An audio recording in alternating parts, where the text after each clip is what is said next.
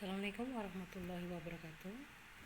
Oke, kembali lagi dengan saya. Hari ini saya melanjutkan untuk materi yang sebelumnya, itu tentang forum ilmiah, di mana untuk forum ilmiah adalah suatu forum yang nantinya untuk bertukar pikiran, menambah pengetahuan dan sebagainya. Kemarin kita belajar tentang ada seminar, ada simposium, ada lokakarya atau workshop, ada juga diskusi panel dan sebagainya ya. Kita masuk ke materi selanjutnya, itu ada diskusi. Di sini ada diskusi, ada beberapa macam, ada diskusi kelompok, ada pleno, ada vak, ada podium dan lain sebagainya. Kita masuk ke yang pertama, itu adalah diskusi kelompok. Diskusi kelompok merupakan suatu proses ya yang teratur, di mana melibatkan sekelompok orang yang saling berinteraksi tatap muka ya, yang informal dengan berbagai pengalaman atau informasi dan juga pengambilan kesimpulan atau pemecahan masalah. Ini menurut Uzair Usman ya. Sedangkan menurut Dewa Ketut Soekardi, di mana diskusi kelompok adalah suatu pertemuan dua orang atau lebih yang ditunjukkan untuk saling tukar pengalaman, pendapat dan juga informasi, dan biasanya menghasilkan suatu keputusan bersama. Ini adalah diskusi kelompok. Kemudian ada beberapa jenis diskusi kelompok di sini. Menurut Rustia ada beberapa jenis diskusi. Di sini ada wall group, di mana wall group adalah suatu diskusi di mana anggota kelompok yang melaksanakan diskusi ini tidak lebih dari 15 orang. Ya, sedangkan batch group ada suatu kelompok besar dibagi menjadi 2 sampai 8 kelompok yang lebih kecil, dan jika diperlukan kelompok kecil ini diminta melaporkan apa yang hasil diskusi yang sudah diperoleh kepada kelompok besar. Kemudian panel tadi itu adalah satu kelompok kecil 3 sampai 6 orang mendiskusikan suatu subjek tertentu ya. Mereka duduk bersama dalam susunan semi lingkaran dihadapkan pada satu kelompok besar peserta lainnya ya. Kemudian simposium. Kemarin ini ya simposium ini juga merupakan sebetulnya jenis diskusi menyerupai panel dan sifatnya lebih formal. Dalam secara teknik ini peranan moderator tidak terlalu aktif seperti pada diskusi panel ya. Moderator lebih banyak mengkoordinir pembicaraan saja untuk simposium. Sedangkan kolegium ya, kolegium adalah satu cara berdiskusi yang dijalankan oleh satu atau beberapa orang narasumber yang berpendapat, menjawab pertanyaan, tetapi tidak dalam bentuk pidato. Dalam hal wawancara dengan narasumber tentang pendapatnya mengenai suatu masalah, kemudian mengundang pertanyaan-pertanyaan tambahan dari para pendengar. Jadi tidak dalam bentuk pidato. Kemudian informal debat. Diskusi ini dilaksanakan dengan membagi kelompok menjadi 2 tim yang sama kuat dan jumlahnya agar seimbang. Ya, sama kuat, jumlahnya sama, itu agar seimbang. Dan kedua tim ini mendiskusikan subjek yang cocok untuk diperdebatkan ya, dengan tidak terlalu banyak menggunakan peraturan ya. Ada memang peraturan tertentu ya, yang sudah disepakati bersama sehingga jalan perdebatan lebih bebas, lebih ngalir, lebih enak. Kemudian fishbowl. Dalam diskusi fishbowl ini terdiri dari seorang moderator dan 1 atau 3 narasumber pendapat ya. Mereka duduk dalam susunan semi lingkaran berderet dengan 3 kursi kosong menghadap kelompok. Kemudian moderator memberikan pengantar singkat dan diikuti dengan meminta kepada peserta dengan sukarela dari kelompok besar untuk menduduki kursi yang kosong yang ada di depan mereka. Kemudian untuk langkah-langkah dalam metode diskusi, yaitu guru menggunakan masalah yang ada untuk didiskusikan ya, dan juga memberikan pengarahan seperlunya tentang cara pemecahannya ya. Dan di sini yang penting adalah merumuskan sejelas-jelasnya masalah yang ada agar dipahami oleh seluruh siswa.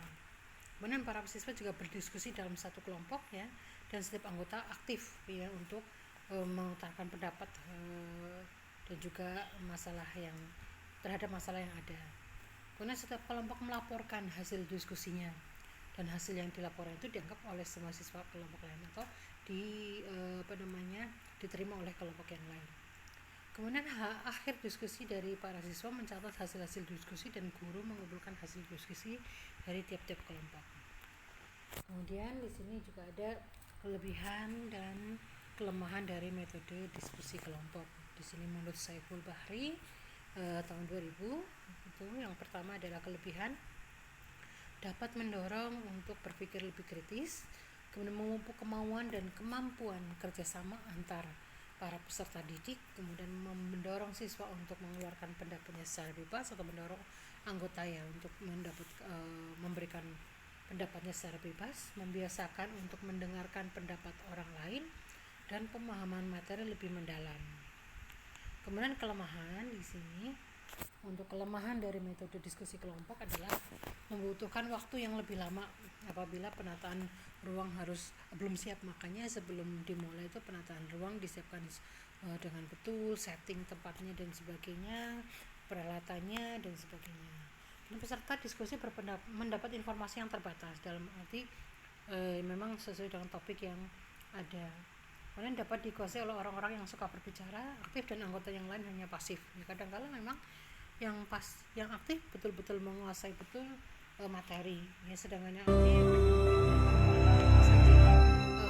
pemahaman tentang materi akan berkurang. Sudah coba berbagai cara agar kita tetap bersama. Seyogianya pada kelompok masing-masing peserta harus aktif ya, berperan serta dalam kegiatan kelompok itu. Nah, ini untuk diskusi. Oke, kita lanjutkan ke diskusi pleno. Tadi diskusi kelompok, kita lanjut ke diskusi pleno, di mana diskusi pleno adalah secara arti pleno menurut KPPI adalah lengkap, di mana kalau diskusi pleno adalah tentang satu forum atau rapat yang dihadiri segenap anggota. Ya, misalnya paripurna ya, di sini adalah hasil perumusan panitia ini akan dibawa ke sidang pleno. Kemudian diskusi FAQ ya, ada satu bentuk diskusi yang bertujuan untuk mengolah suatu bahan secara bersama-sama di bawah bimbingan seorang ahli. Jadi ada beberapa orang berkelompok, kemudian ada satu orang ahli untuk mendiskusikan suatu masalah, untuk memecahkan masalah yang ada. Biasanya pada bimbingan mahasiswa di sana ada tutorial kasus ya, atau mungkin di sini ada suatu tutorial atau suatu tutorial kasus di mana beberapa mahasiswa saling berdiskusi, kemudian memecahkan suatu masalah tertentu atau suatu pokok bahasan tertentu dengan didampingi oleh satu pembimbing atau satu dosen atau satu ahli tertentu. Kemudian diskusi podium, itu penjelasan masalah oleh wakil dari berbagai kelompok atau diskusi yang diadakan oleh wakil-wakil terpilih bersama tanpa adanya plenum atau pleno ya. Jadi penjelasan suatu masalah oleh wakil dari berbagai kelompok. Jadi ada beberapa kelompok yang sudah dipilih ya, kemudian berdiskusi ya bersama untuk dan sama-sama dari wakil-wakil mewakili kelompoknya masing-masing untuk memecahkan suatu masalah secara bersama-sama. Kemudian tujuan di sini untuk menguraikan serta memaparkan berbagai aspek yang berbeda dari berbagai bidang tadi, kemudian terkait satu masalah tertentu dan membagikannya kepada pihak yang membutuhkan informasi, yaitu peserta. Kemudian debat menurut Dori Wuwur Hendrikus tahun 91 itu adalah suatu kegiatan adu argumentasi antar pribadi atau kelompok ya, manusia tentunya dengan tujuan mencapai kemenangan di salah satu pihak.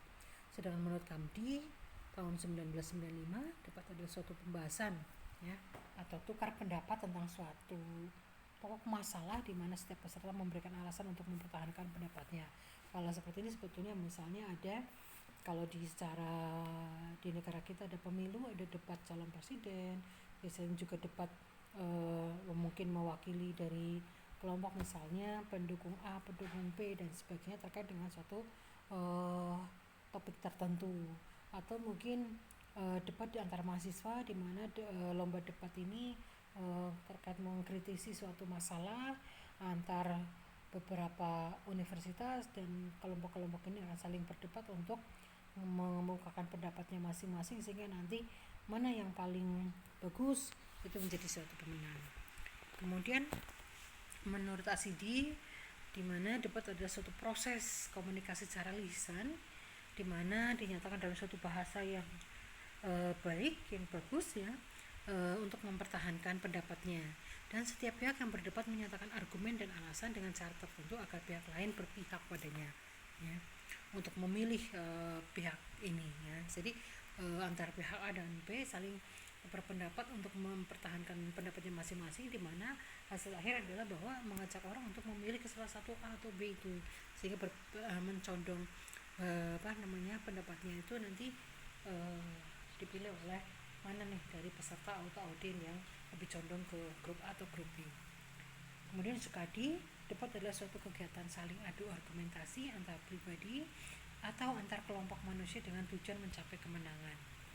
Nah, di sini ada beberapa ciri-ciri debat. Yang pertama adalah terdapat dua sudut pandang, yaitu ada pro dan kontra, ada afirmatif dan juga ada yang negatif. Jadi kalau yang afirmatif atau pro adalah pihak yang menyetujui topik, sedangkan yang pihak negatif atau kontra adalah pihak yang tidak setuju terhadap topik yang ada.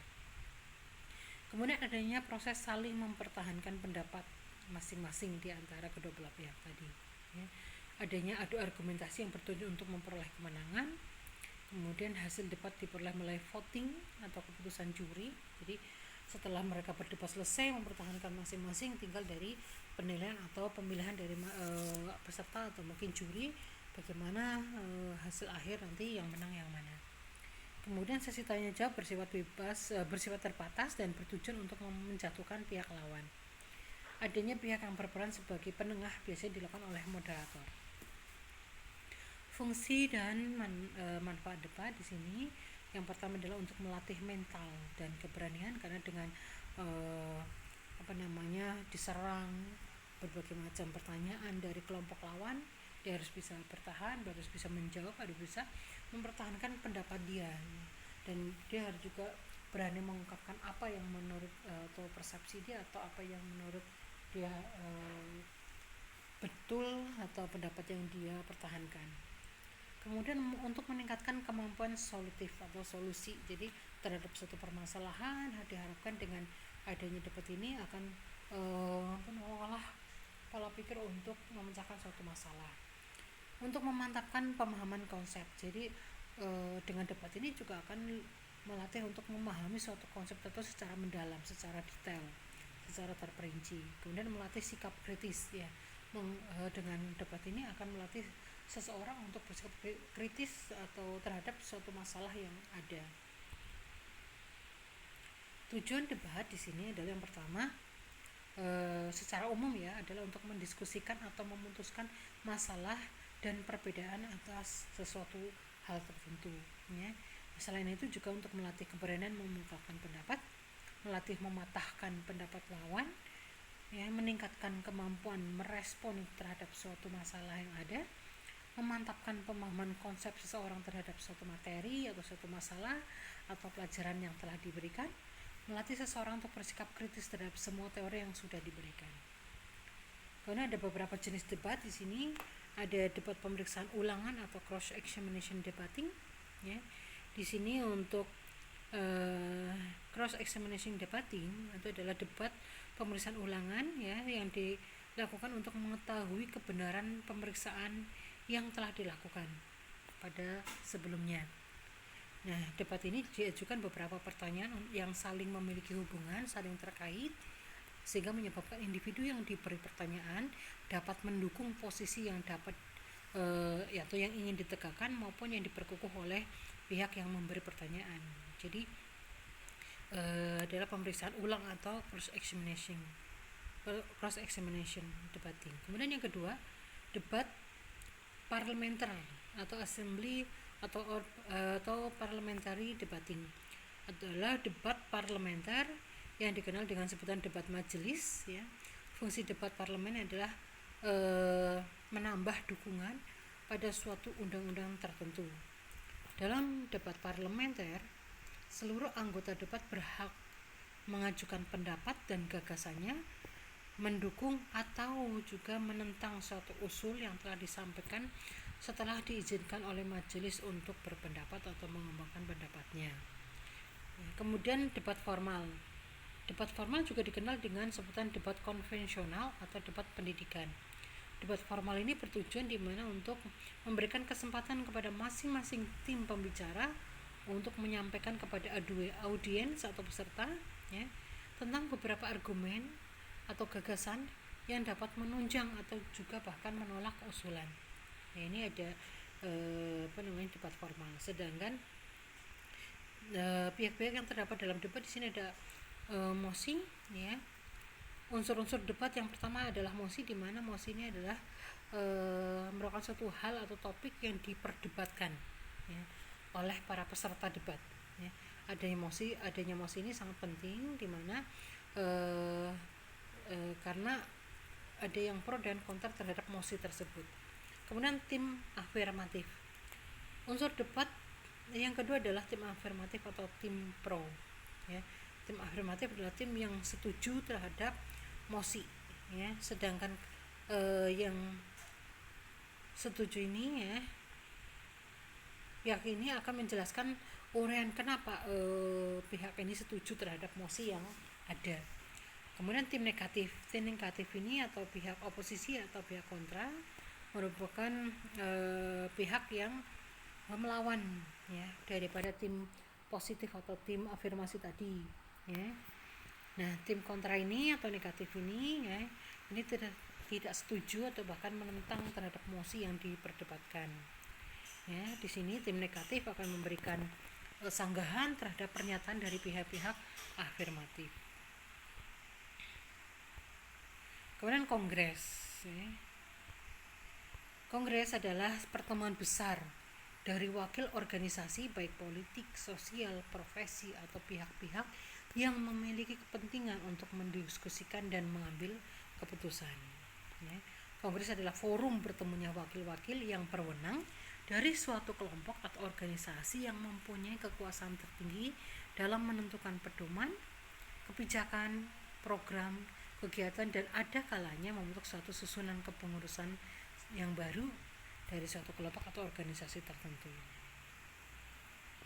Ada beberapa contoh, misalnya Kongres PBNU, Kongres PMII, Kongres HMI, Kongres DPP KNPI, dan lain sebagainya yang ada di Indonesia banyak sekali. Kemudian ciri-ciri diadakannya suatu ciri-ciri dari suatu debat di sini adalah diadakan oleh suatu perkumpulan atau kelompok tertentu yang terorganisir ya, secara internasional, regional, nasional atau masyarakat tertentu ya. Di sini tujuannya adalah merubah, misalnya ada suatu tujuan tertentu, misalnya merubah anggaran dasar atau anggaran rumah tangga atau membentuk program kerja ya, mengajukan atau merekomendasikan atau ada resolusi tertentu. Ini jadi yang pertama adalah dilakukan oleh suatu organisasi atau kelompok tertentu ya, baik secara internasional, regional atau nasional atau masyarakat tertentu. Yang kedua adalah adanya tujuan tertentu ya.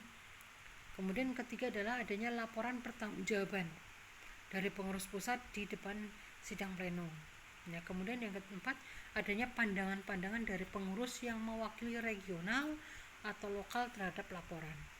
Kemudian yang kelima dibentuk komisi-komisi tertentu yang kemudian melaporkan hasil di depan sidang pleno.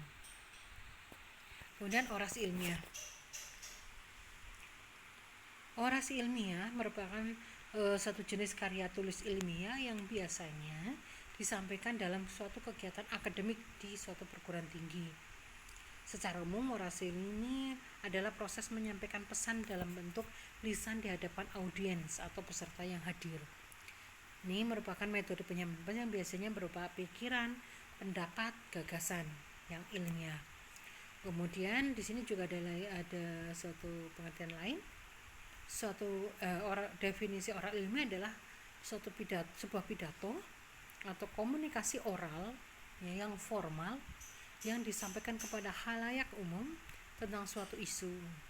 Dan interpretasi kata orasi ini berasal dari kata oration yang memiliki arti kata orasi atau pidato. Dalam KBBI, orasi bermakna 3 hal, yaitu pidato pengukuhan ya, kemudian baik itu guru besar atau yang lainnya, dan juga khutbah. Jadi ada 3 pengertian menurut KBBI. Orasi itu adalah pidato atau pidato pengukuhan atau khutbah.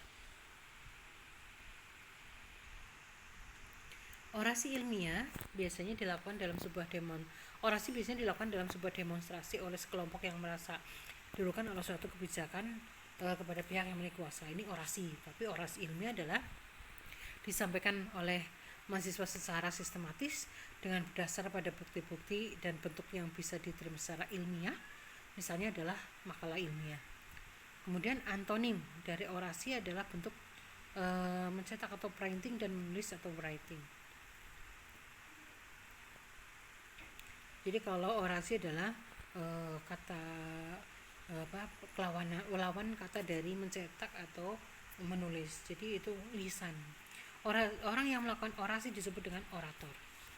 Jadi pada saat orang misalnya dalam suatu sidang rapat senat terbuka, biasanya ada orasi ilmiah yang disampaikan oleh seorang dosen atau seorang pendidik, yang disampaikan materi atau yang disampaikan adalah hasil-hasil pemikiran, ide, gagasan atau hasil penelitian yang dilakukan oleh orang tersebut. Dan orasi ini bersifat ilmiah tentang tadi topik atau masalah yang disusun secara ilmiah.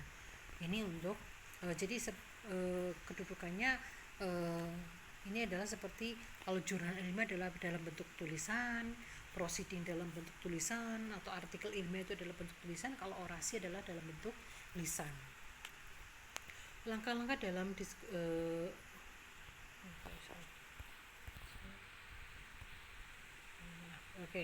ini orasi ilmiah yang tadi disebut orator. Jadi nanti ini juga misalnya dalam suatu